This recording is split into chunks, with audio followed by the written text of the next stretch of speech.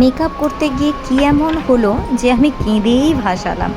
চলো জানতে হলে মেকআপ ভিডিওটা পুরোটা দেখো এবং এই সুন্দর মেকআপটি শিখতে গেলে উইদাউট স্কিপ করে পুরো মেকআপটি তোমাদেরকে দেখতে হবে। আজকের মেকআপ লুকটি আমি খুবই অ্যাফোর্ডেবল প্রাইসের কিছু প্রোডাক্ট দিয়ে করেছি এবং খুবই কম প্রোডাক্ট দিয়ে করেছি। এটি আমি বসন্ত উৎসবের জন্য ক্রিয়েট করেছিলাম। শর্ট ভিডিও থেকে অনেকেই আমাকে ইনবক্সে বলেছিলে ফুল টিউটোরিয়াল দেওয়ার জন্য, যার জন্য আমি ফুল টিউটোরিয়াল আজকে তোমাদের সামনে দিয়ে দিলাম। তো চলো অ্যাট ফার্স্ট আমরা স্কিনটাকে ক্লিন করে নিব ভালোভাবে ওয়েট ওয়াইপস দিয়ে। তোমরা যদি ফেস ওয়াশ করে নিয়ে থাকো সেক্ষেত্রে তোমাদের ওয়েট ওয়াইপসটা ইউজ না করলেও চলে, তবে আমি ফেস ওয়াশ করেছিলাম এবং আবার একবার ওয়েট ওয়াইপস দিয়ে দিয়েছিলাম কারণ আমার একটু ফেসটা ঘেমে গেছিলো। এরপর আমি টোনার ইউজ করে নিব যেটি রোজ ওয়াটার ছিল এবং হিমালয়ার রোজ জেল ময়শ্চারাইজার ইউজ করে নিব। এই জেল বেস ময়শ্চারাইজারটি সামারের জন্য খুবই হেল্পফুল। এরপর আমি ব্লু হেভেনের প্রাইমার ইউজ করে নিচ্ছি। তোমাদের যাদের অয়েলি স্কিন তারা ব্লু হেভেনের প্রাইমারটি ইউজ করতে পারো। আজকে আমি ইউজ করে নিচ্ছি খুবই অ্যাফোর্ডেবল প্রাইসের একটি ফাউন্ডেশন যেটি ছিল ফিটমি। এটি সবার ভ্যানিটিতে কম বেশি থেকেই থাকে। তো এটিকে আমি কাবুকি ব্রাশের সাহায্যে ব্লেন্ড করে নিচ্ছি। আজকে আমি বিউটি ব্লেন্ডারও ইউজ করিনি। অনেকেই বিউটি ব্লেন্ডার নিয়ে কনফিউশনে থাকো যে ভেজা না শুকনো কীভাবে ইউজ করবে। তাছাড়া তোমাদের কাছে যদি কোনো ব্রাশ সেট থেকে থাকে তাহলে তোমরা এইরকম ব্রাশের সাহায্যে ইউজ করতে পারবে। কনসিলার অ্যাপ্লাই করে নিয়েছি সুইস বিউটির থেকে। এটি রিজনেবল প্রাইসের মধ্যে খুব ভালো একটি কনসিলার, তোমরা ইউজ করে দেখতে পারো। পুরো বেসটাকে সেট করার জন্য আমি লুজ পাউডার ইউজ করেছি।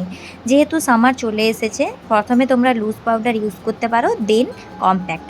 আজকের লুজ পাউডারটা ছিল পিএসির, তবে পিএসি বড় কৌটো নয়, একদম ছোট একটা কৌটো আছে যেটা রিজনেবলের মধ্যে তোমরা পেয়ে যাবে। ম্যালিওর আইব্রো পোমেড থেকে আমি আইব্রো করে নিয়েছি। এটি রিজনেবলের মধ্যে খুব ভালো প্রোডাক্ট এবং সেম সুইস বিউটির কনসিলারটা দিয়ে আমি আইবেস সেট করে নিয়েছি।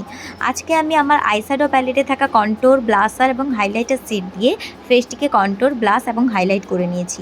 যারা মনে করো যে কন্ট্যুর ব্লাশার করার জন্য হয়তো আলাদা প্যালেট কিনতেই হবে, না, তোমাদের যদি আইশ্যাডো প্যালেটে এই সেটগুলি অ্যাভেলেবেল থাকে তাহলে তোমরা অবশ্যই সেই সমস্ত সেটগুলি ইউজ করে নিতে পারো। মেকআপে যে সবসময় বেশি বেশি প্রোডাক্ট ইউজ করতে হবে তা নয়, যদি সঠিক টেকনিক জানা যায় তাহলে যে কোনো প্রোডাক্ট দিয়েও তোমরা ভালো মেকআপ করতে পারবে। দেখো আমার হাইলাইটার ইউজ করা হয়ে গেছে, এবার আমি ফিক্সার ইউজ করছি। তোমরা রিজনেবলের মধ্যে সুইস বিউটির ফিক্সার ইউজ করতে পারো। এবার এসেছে কাজলের পালা। এই কাজল পরতে গিয়েই আমি কেঁদে ভাসিয়ে দিয়েছিলাম। আমি তো মেকআপ করতে ভয় পাই না, কিন্তু কাজল পরতে গিয়ে ভীষণই ভয় পাই। তবে আজকে মনে হয়েছিল একটু কাজল পরবো, আর দেখো চোখ থেকে যেন বন্যার ধারা নামছিলই না। তো যদি কোনো ব্রাইড এই ভিডিওটা দেখে থাকো যে আপকামিং ব্রাইড হবে, তাদের জন্য টিপস দিয়ে থাকি। দেখেছো চোখের জল পড়া সত্ত্বেও কিন্তু মেকআপটা গলে না, যদি মেকআপটা প্রপার টেকনিকে করা থাকে। তোমরা এইভাবে মেকআপটাকে, চোখের জলটাকে ড্যাপ করে তুলে নিতে পারো, তবে হ্যাঁ ঘষাঘষি করবে না। এবার আমি মোটা করে একটু লাইনার টেনে নিচ্ছি। আজকে খুবই সিম্পলের মধ্যে একটা আই মেকআপ দেখিয়েছি। মোটা করে কাজল পরেছি, মোটা করে লাইনার পরেছি এবং এখানে থাকা এই ব্রাউনি সেটটিকে নিয়ে আমি পুরো আইলিডে স্মাচ করে নিয়েছি। যারা স্কুল কলেজে পড়ো, যাদের ভ্যানিটিতে খুব অল্প প্রোডাক্ট থাকে, তারা এই ধরনের মেকআপ বা আই মেকআপ ট্রাই করতে পারো।